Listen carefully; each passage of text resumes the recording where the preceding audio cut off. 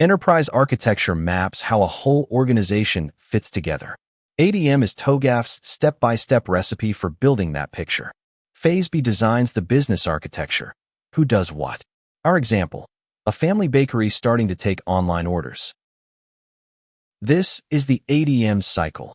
8 phases turning clockwise, with requirements management at the center connecting them all.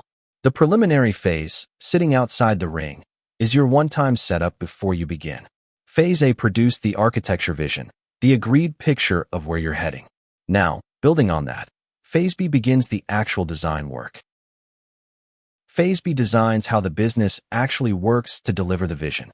It has 3 parts: capabilities, what the business can do; value streams, the steps that create customer value; and the organization, the people doing the work. Each one is a reusable building block, just like Lego. Phase B has 3 parts. Inputs, the architecture vision from Phase A, plus stakeholder needs, anyone with an interest, like the owner, bakers, and customers.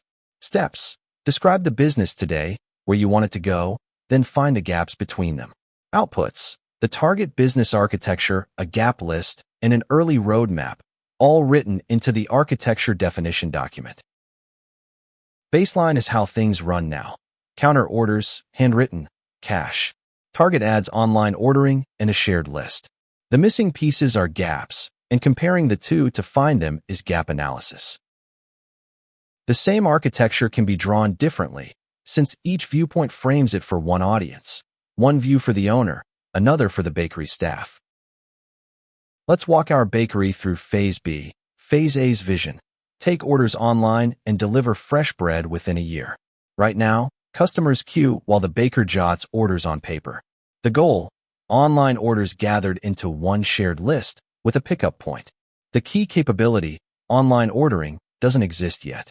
Phase B delivers the target architecture, gap list, and roadmap for Phase C. Phase B, business architecture, comes second.